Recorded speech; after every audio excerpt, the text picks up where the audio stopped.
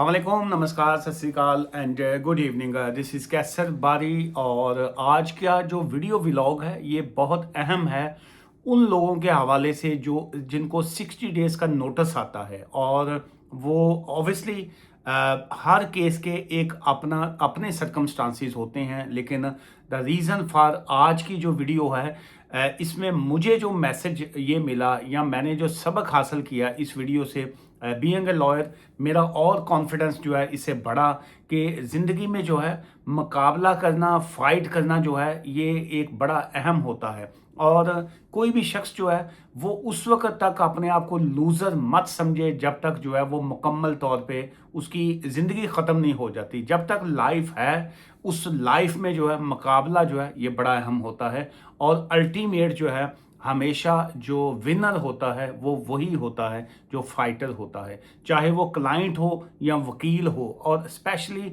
जब क्लाइंट और वकील मिलके फाइट करते हैं so obviously at the end of जो है ना जिसको कहते हैं अल्टीमेट जो है वो विनर ही होते हैं। So back to story. ये हमारी कोई इंडियन बहन गायत्री इनका नाम है जी, और ये यहाँ पे फार्मास्यूटिकल साइंस की जो थी ये स्टूडेंट थी। और हुआ क्या कि यूनिवर्सिटी ने जो है उनको विड्रॉ कर दिया और उसके बाद उसको होम ऑफिस में इन्फॉर्म कर दिया कि जी इसका जो है आप वीज़ा जो है उसको कैंसिल कर दें, कर्टेल कर दें। और अल्टीमेट जो है वो उनको मोहतरमा को 60 डेज़ का जो है वो नोटिस आ गया। अब ये एक नॉर्मल सी सिचुएशन है आजकल, चाहे आप स्किल्ड वर्कर वीज़ा पे होते हैं और या आप स्टूडेंट वीज़ा पे होते हैं। जब आपका वीज़ा कर्टेल होता है तो 60 डेज़ का जो है वो नोटिस आ जाता है। और ये मैंने एक मरतबा पहले भी एक वीडियो की थी और उसमें भी ये इसी पॉइंट के ऊपर मेंशन किया था कि वो वहाँ पे भी एक इंडियन आई थिंक जो अफ्रीकन साइड के कोई साहब थे, उनके साथ ये हुआ कि उनकी जॉब जो थी वो ख़त्म हो गई। उसके बाद वीज़ा उनका कर्टेल हो गया, होम ऑफिस से 60 डेज़ का नोटिस आ गया। लेकिन उन्होंने चैलेंज कर दिया, वो एम्प्लॉयमेंट कोर्ट में चले गए। वहाँ पे जो था अल्टीमेट एक तो उसने एम्प्लॉयर के ख़िलाफ़ जो केस किया वहाँ से रिकवरी करवाई अपने उस बैलेंस की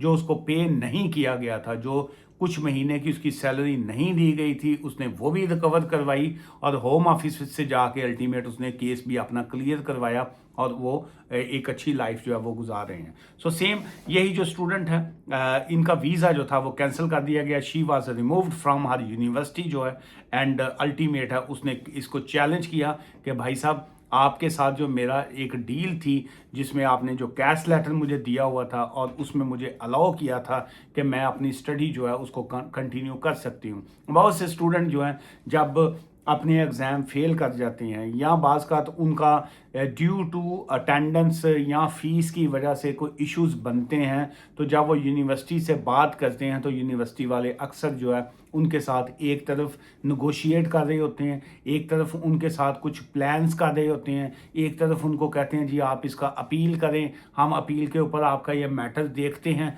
सेम टाइम जो है वो होम ऑफिस को इन्फॉर्म करते हैं कि जी इनका वीज़ा जो है वो आप कर्टेल कर दें। सो इसी पॉइंट को जो है हौसला किया, हिम्मत की और ये गायत्री ने जो है जब होम ऑफिस में इस चीज़ को चैलेंज किया और कहा, ऑब्वियसली ह्यूमन राइट है एक शख्स का कि आप उसको जो है इस तरीके से कैसे आप कर सकते हैं। सो फाइनली ये हुआ कि होम ऑफिस ने उसका जो कर्टेलमेंट थी उसको कैंसिल किया और फिर उसके बाद उसने वापस जब यूनिवर्सिटी से रब्ता किया, होम ऑफिस के उस ऑर्डर के बाद यूनिवर्सिटी को जो है उसको रीइंस्टेट करना पड़ा, उसकी स्टडी को दोबारा से बहाल करना पड़ा।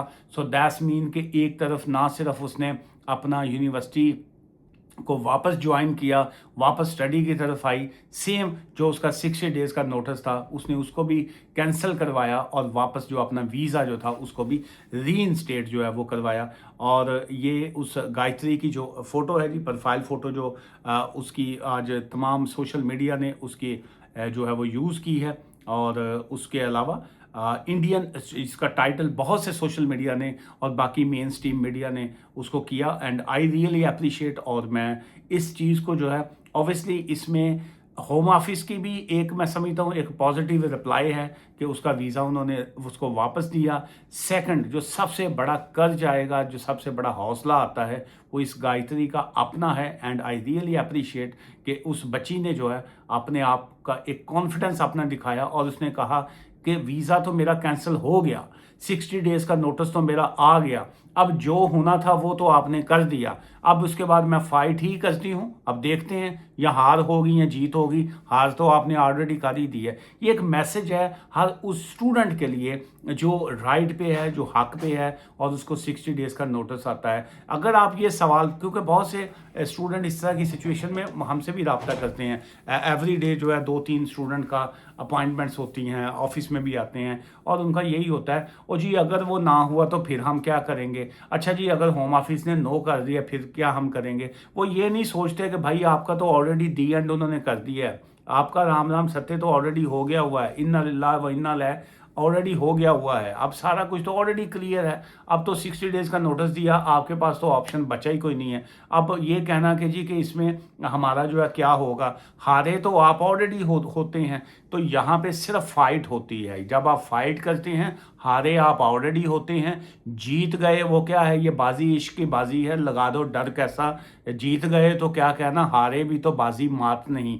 तो आप हारे हारे तो ऑलरेडी होते हैं जब आपको 60 डेज़ का नोटिस दे दिया।